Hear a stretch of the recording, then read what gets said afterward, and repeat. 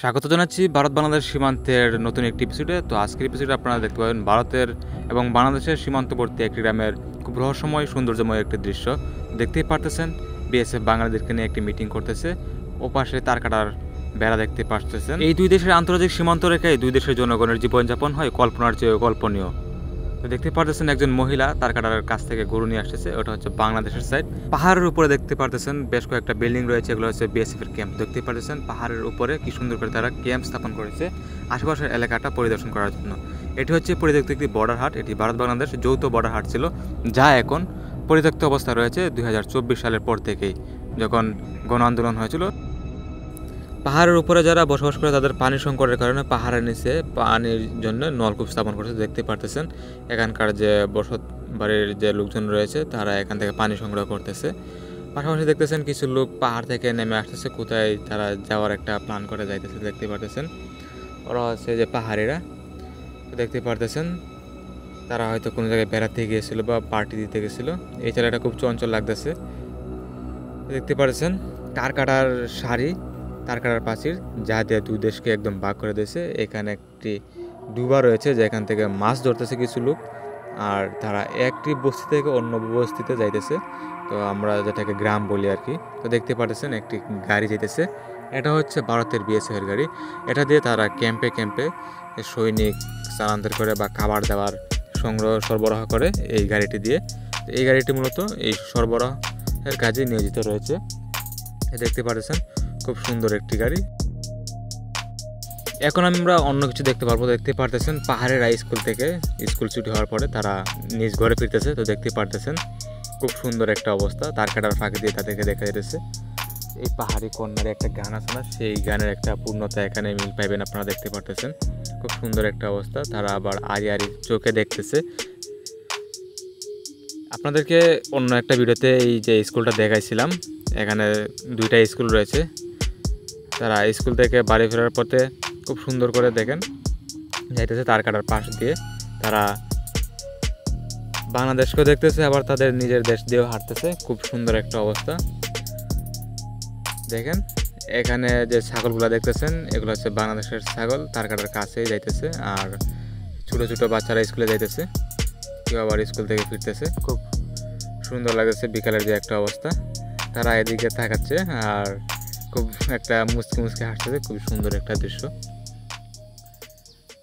হাও fine, যেগুলো আমরা English মুভিতে দেখতে পাই। এতক্ষণ আমরা দেখছিলাম যে স্কুলের দৃশ্য, তারপরে পাহাড়িদের পানির দৃশ্য। এখন দেখবো তারা কীভাবে খাবার সংগ্রহ করে। তো দেখতে পারতেছেন তাদের যে কৃষিক্ষেত, এটা হচ্ছে ধান রোপণ করতেছে তারা। ওই যে পাহাড় থেকে, এই যে কিছুক্ষণ আগে যে পাহাড়টা দেখছিলেন, এই পাহাড় থেকে নেমে আসে তার কাটার ওপাশে এসে তারা এখানে ধান রোপণ করতেছে। তাদের বাৎসরিক একটা আয়ের উৎস এখান থেকে তারা সংগ্রহ করে। তাদের ঘরবাড়ি দেখতেছেন যে পেছনে যে ঘরবাড়িগুলো, এগুলো পাহাড়ের নিচ থেকে ধীরে ধীরে পাহাড়ের উপর পর্যন্ত তাদের ঘরবাড়ি রয়েছে। তারা এখান থেকে তার কাটার ওপাশে এসে বিএসএফের কাছ থেকে পাস নেয়, আইডি কার্ড দিয়ে বা আধার কার্ড দিয়ে। তারা এখানে পাস নিয়ে বাংলাদেশের পাশে অর্থাৎ নোম্যান্স ল্যান্ডে এসে তারা জমি চাষ করে ভারত থেকে এসে। তো দেখতে পারতেছেন তারা এখানে জমি চাষ করতেছে। তো ভারত বাংলাদেশের এই প্রাকৃতিক সৌন্দর্যগুলো আপনারা কে কোথা থেকে দেখতেছেন তা অবশ্যই কমেন্ট করে জানাতে বলবেন না। তো আমরা জানি গারোরা হচ্ছে মাতৃতান্ত্রিক পরিবার, তাদের যে পরিবারে মহিলারাই এই ফ্যামিলির প্রধান থাকে। তো দেখতেই পারতেছেন মহিলারাও তাদের সাথে কাজকর্মে কোনো দিক দিয়ে পিছিয়ে নয়, তারা যে রোয়াইতেছে। তো দেখতে পারতেছেন তারা সমানে সমান ভাগ করে তারা কাজ করতেছে। এভাবে কাজ করে তারা তাদের জীবনযাপন খুব সুন্দরভাবেই এগিয়ে নিচ্ছে। খুব সুন্দর একটা দৃশ্য, যা দেখে আমার কাছে খুব ভালো লাগতেছে। তা আপনাদের কাছে কেমন লাগতেছে তা অবশ্যই কমেন্ট করে জানাবেন।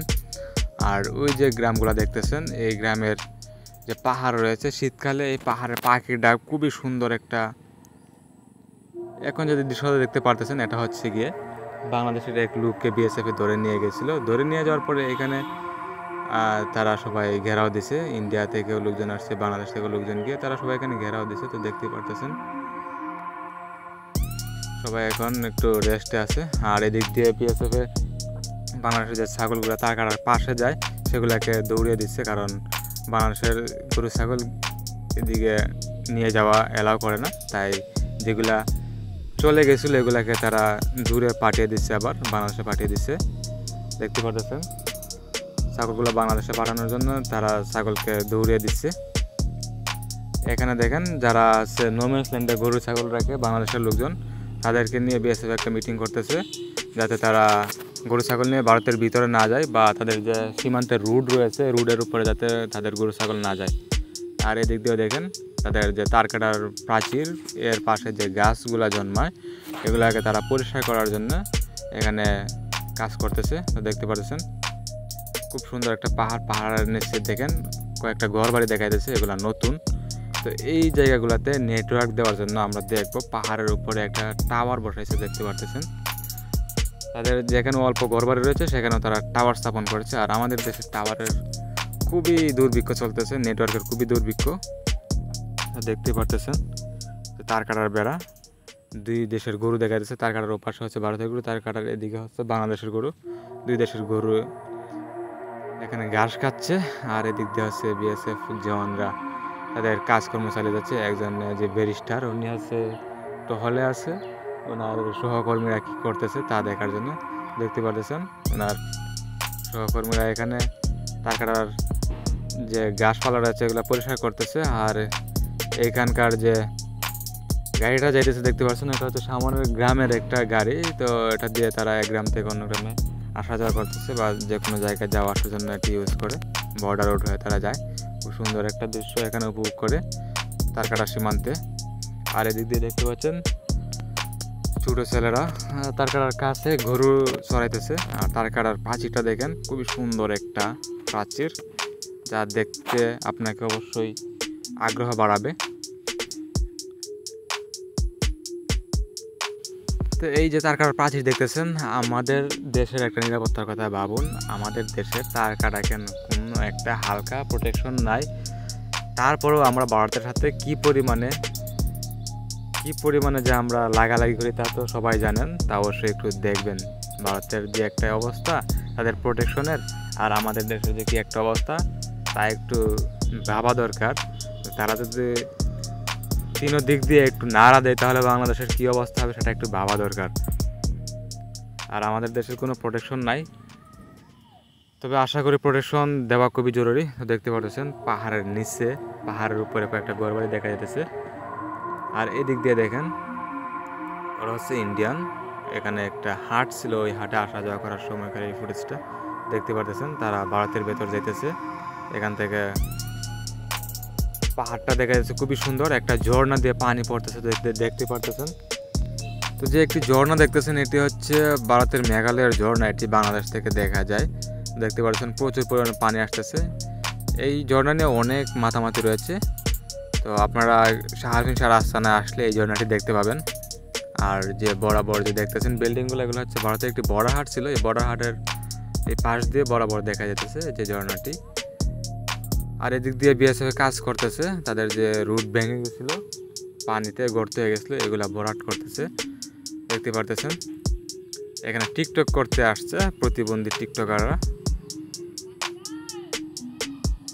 তার কাটার কাছে এসে টিকটক করতে যখন আসে, যদি বিএসএফ একটা গুলি করে দেয় তখন যদি মরে যায় তাহলে হবে ভারতীয়দের দোষ। তো দেখতে পারতেছেন কি দরকার ছিল এখানে টিকটক করার, খুব হালকাভাবে স্লো মোশন দিচ্ছে। তো এই ভিডিওটা আপনাদের কাছে কেমন লেগেছে তা অবশ্যই কমেন্ট করে জানাতে ভুলবেন না। কে কোথা থেকে দেখছেন তা অবশ্যই কমেন্ট করে জানাবেন। তো এই রইল আজকের মতো এই পর্যন্ত। সবাই ভালো থাকবেন, সুস্থ থাকবেন। পরবর্তীতে ভিডিও আসবে, চ্যানেলটিকে অবশ্যই সাবস্ক্রাইব করে বেল বাটনটি অন করে রাখবেন। ধন্যবাদ সবাইকে।